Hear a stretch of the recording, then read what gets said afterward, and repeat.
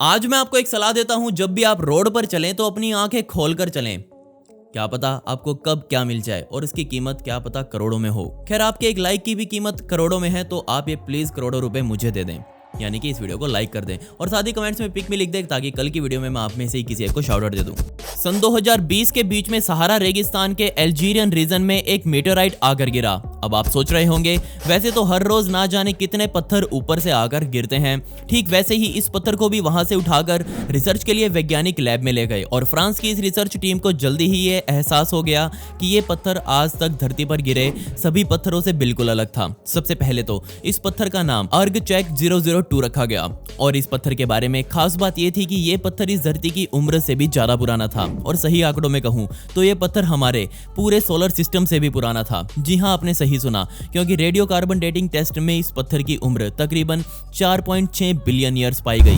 वैज्ञानिक मानते हैं कि ये पत्थर किसी समय में मैग्मा हुआ करता था, और ये मैग्मा जरूर किसी ऐसे ग्रह में पड़ा होगा जो कभी हमारे सूरज के चारों ओर चक्कर लगाता था।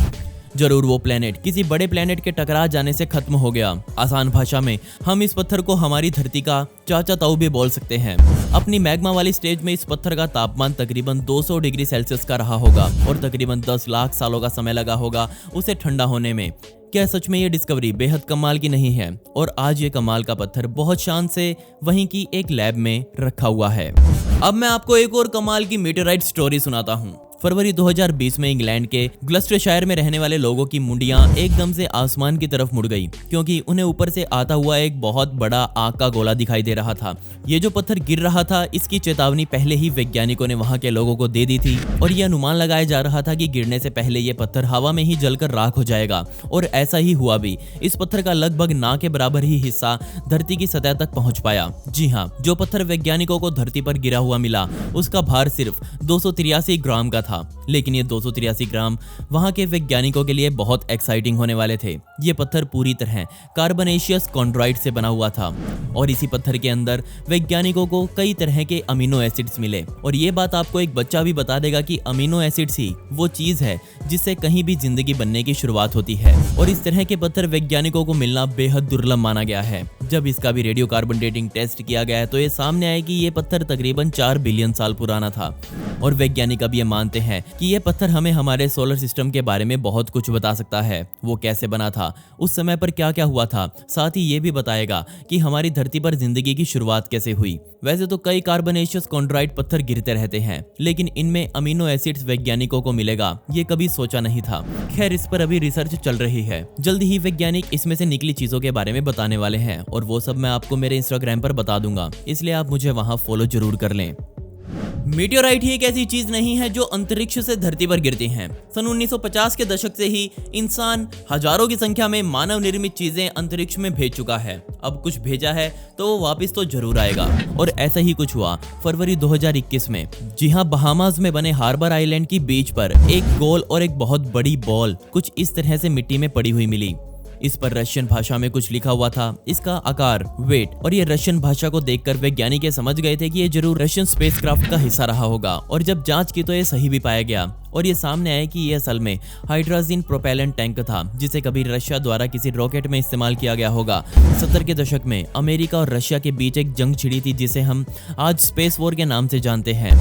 उस समय रशिया द्वारा हर रोज नए नए स्पेसक्राफ्ट अंतरिक्ष में भेजे जाते थे, लेकिन ये उनमें से एक नहीं था। इस टैंक पर इसके मैन्युफैक्चर किए जाने का समय भी लिखा हुआ था, और उसके मुताबिक इसे सन 2018 में बनाया गया था। अब हमें ये नहीं पता चल पाया कि सन 2018 में रशिया ने कौन से रॉकेट अंतरिक्ष में भेजे थे, और ये किसका हिस्सा है। खैर, ये रॉकेट तो पूरा ही गिरा होगा, लेकिन इसके बाकी के टुकड़े शायद समुद्र में कहीं जा गिरे, जिन्हें अब कौन ढूंढेगा। कमाल की बात यह है कि ब्रिटेन के म्यूजिशियंस ने इस जुगाड़ को वहां की सरकार से मांगा है। मुझे नहीं पता वो इसका क्या करेंगे। एरिजोना के टुक्सन में रहने वाले घर के मालिक, जिनका नाम जॉन सिंस था, उनको एक अजीब सा फोन कॉल आया, और इस फोन कॉल के बाद उन्हें मजबूरन अपने घर का पूरा गार्डन खोदना पड़ा। असल में वो फोन कॉल इस घर के पुराने मालिक द्वारा की गई थी, जिसमें उन्होंने बताया कि अभी जो आपने घर मुझसे खरीदा है, उसके नीचे कोल्ड वॉर के जमाने का एक शेल्टर बना हुआ है। ये बात सुनते ही जॉन ने कस्सी उठाई और खुदाई में जुट गया। अच्छी बात यह थी कि वो फोन कॉल सच था। थोड़ी सी खुदाई करने पर ही उस शेल्टर का दरवाजा मिल गया, जिसे सन 1961 में बनाया गया था। उस समय पूरी दुनिया में सिर्फ व्हाइट एकर पूल्स नाम की ही एक कंपनी थी जो इस तरह के शेल्टर्स बनाती थी। सबसे पहले तो उन्होंने इस ढक्कन को सही से खोदा। उस ढक्कन के नीचे कुछ ऐसी सीढ़ियां बनी हुई थी जिन पर जंग की एक मोटी परत चढ़ चुकी थी, जिस वजह से अब नीचे जाना खतरे से खाली तो नहीं था। खैर, रिस्क लेते हुए जॉन नीचे उतरे और वहां उन्हें फाइबर ग्लास की छत से बना हुआ एक अंडाकार शेल्टर मिला। असल में कोल्ड वॉर पूरे अमेरिका में रहने वाले लोगों के लिए बहुत चिंता भरा समय था। खासतौर पर टुसान में रहने वाले लोग तो बहुत ज्यादा डरे हुए थे, क्योंकि अकेले इस शहर से रशिया पर 18 बार बैलिस्टिक मिसाइल्स को लॉन्च किया गया था। इसलिए लोगों को अब डर था कि रशिया भी उन पर अपना बदला लेने के लिए हमला जरूर करेगा। इसलिए वहां के लोगों ने अपनी जान बचाने के लिए अपने अपने घरों के नीचे कुछ इस तरह के शेल्टर्स खोद डाले। वैसे तो जॉन को इस शेल्टर के अंदर से किसी भी तरह का कोई फर्नीचर यहाँ पड़ा हुआ नहीं मिला, लेकिन आज जॉन ने उसे पूरी तरह से रिस्टोर कर लिया है और वो आज इसका बहुत अच्छे से इस्तेमाल भी कर रहे हैं। हम सभी को पता है कि कोलंबिया स्पेस शटल की दुर्घटना ना सिर्फ नासा के लिए बल्कि हमारे भारत के लिए भी बहुत दुखदायक थी। जी हाँ, ये वही दुर्घटना थी जिसमें भारत की बेटी कल्पना चावला की मौत हो गई थी। ये घटना सन 2003 में हुई और इसके बाद से ही नासा ने अपने काम करने के तौर तरीकों में बहुत बड़े बदलाव किए। और जब इस घटना के पूरे 8 साल बीत चुके थे, तब टेक्सास में वैज्ञानिकों ने एक बहुत कमाल की डिस्कवरी करी। हम सबको पता है कि टेक्सास में बनी नाकाडोचिस झील 2011 में आए सूखे की वजह से लगभग सूख ही चुकी थी। जब इस झील का पानी सूखा तो यहाँ से वैज्ञानिकों को कोलंबिया स्पेस शटल का aluminium power reactant storage and distribution tank कुछ इस हालत में मिला। हम इस कमाल की चीज को कभी देख नहीं पाते अगर इस झील का पानी ना सूखा होता तो। जब उसे ढूंढा गया तब ये टैंक पूरी तरह से कीचड़ से भरा हुआ था और देखते ही ये समझ में आ रहा था कि कोलंबिया स्पेस शटल के फटने के समय ये टैंक यहाँ गिरा होगा। इस तरह के 18 टैंक उस स्पेस शटल में लगे हुए थे। आज फ्लोरिडा में खास उस स्पेस शटल के लिए एक म्यूजियम बनाया गया है, जिसमें कोलंबिया स्पेस शटल का गिरा हुआ सामान रखा जाता है और आज ये टैंक भी उसी कलेक्शन का हिस्सा बन चुका है। आज तक उस शटल का सिर्फ आधा मलबा ही ढूंढा गया है, बाकी का आधा या तो जल गया होगा या फिर वो आज भी मिट्टी में दबा हुआ है। कोलंबिया स्पेस शटल दुर्घटना नासा के पिछले 30 सालों के इतिहास में दूसरी सबसे बड़ी दुर्घटना थी। खैर, आज इस तरह के स्पेस शटल प्रोग्राम को ही बंद कर दिया गया है। मतलब अब ऐसी दुर्घटना फिर कभी नहीं होगी। सन 1909 में एक पेंटिंग जिसका नाम लास्ट सपर था, उसे इंग्लैंड के लैडबरी के एक चर्च को गिफ्ट दिया गया। वैसे तो ये लियोनार्डो दा विंसी के द्वारा बनाई गई पेंटिंग नहीं थी, जबकि उसी नाम की उन्होंने भी एक पेंटिंग बना रखी थी। खैर, इस पेंटिंग की सिर्फ धार्मिक वैल्यूज ही लोगों के मन में थी, इसलिए इसे आम पेंटिंग समझकर चर्च में 100 से भी ज्यादा सालों तक ऐसे ही टांग कर रखा गया। लेकिन तब एक कलाकार जिसका नाम मूरे था, उन्होंने इस पेंटिंग की असल सच्चाई दुनिया को बताई।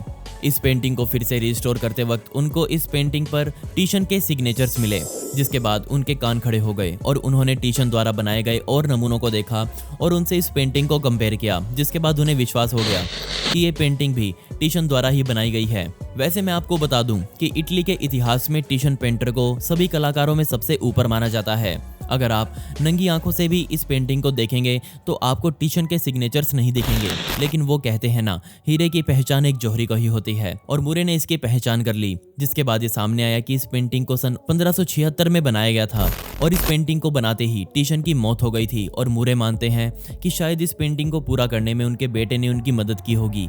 ये पेंटिंग आज भी उसी चर्च में टंगी हुई है और अब ये 24 घंटे कड़ी सुरक्षा में रहती है। हमने आज तक समुद्र को सिर्फ ऊपर से ही देखा है। जी हाँ, ये आज तक कोई नहीं जानता कि समुद्र की काली गहराइयों में कौन कौन से जानवर छिपे हुए हैं।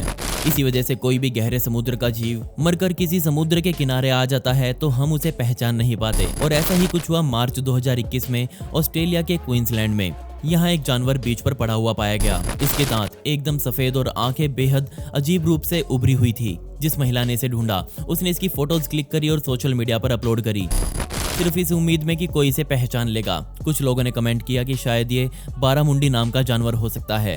तभी इस कहानी में एक बायोलॉजिस्ट की एंट्री हुई, जिसने इस अजीब से दिखने वाले जानवर की पहचान करी और कहा कि असल में ये एक स्टारगेजर है और इसे ऑस्ट्रेलिया में एक मॉन्क फिश के नाम से जाना जाता है। आमतौर पर इस जीव को कभी बीच पर नहीं देखा जाता। ये जानवर इस दुनिया के सबसे जहरीले जानवरों में से एक है और अपने शिकार के वक्त ये खुद को मिट्टी में कुछ इस तरह से छिपा लेते हैं। ऐसा माना गया है कि ये स्टारगेजर जब शिकार करते करते गलत रास्ता पकड़कर बीच पर आ गया और वहीं इसकी फाइल निपट गई। ऑस्ट्रेलिया के तट पर ही स्टारगेजर की 20 से ज्यादा प्रजातियां पाई जाती हैं, लेकिन मैं उम्मीद करूंगा कि आप इन जानवरों से हमेशा दूरी बनाकर रखें, क्योंकि मैंने अभी बताया ना, ये बहुत जहरीले होते हैं।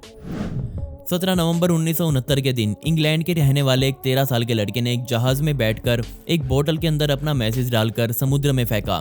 वो उस जहाज में चढ़कर ऑस्ट्रेलिया की तरफ जा रहा था और जब समय आया जुलाई 2019 का, जब इस मैसेज को फेंके पूरे 50 साल बीत चुके थे, तब एक बाप बेटे की जोड़ी ऑस्ट्रेलिया के ही एक आइलैंड पर फिशिंग कर रही थी और उन्हें ये मैसेज प्राप्त हुआ। इस लेटर को असल में पॉल गिलमोर नाम के आदमी द्वारा लिखा गया था और इस लेटर में साफ साफ लिखा हुआ था कि उसे लिखते समय वो फ्रीमैंटल के तट से तकरीबन 1000 मील दूर है और एक जहाज जिसका नाम TSS फेयर स्टार है उसमें वो बैठा हुआ है। पॉल ने अपना विक्टोरिया वाला एड्रेस इस लेटर में लिखा और साथ ही ये कहा कि जिसे भी ये लेटर मिले वो कृपया उसे इस पते पर रिप्लाई करें। उस बाप बेटे की जोड़ी में से बेटा, जिसकी उम्र सिर्फ 9 साल की थी, उसने पॉल को रिप्लाई करने का सोचा, लेकिन अब 50 साल बीत चुके थे और पॉल अब विक्टोरिया में नहीं रहते थे। 2019 में उनकी उम्र 63 साल की होगी, तो हम उम्मीद कर सकते हैं कि वो शायद जिंदा हों। खैर, अभी तक वो 9 साल का लड़का पॉल को नहीं ढूंढ पाया है। क्या आप उस बच्चे की मदद कर सकते हैं पॉल को ढूंढने में, सिर्फ इस वीडियो को ज्यादा से ज्यादा शेयर करके। 17 नवंबर 1969 के दिन इंग्लैंड के रहने वाले एक 13 साल के लड़के ने एक जहाज में बैठकर एक बोतल में बंद करके अपना मैसेज समुद्र में फेंका।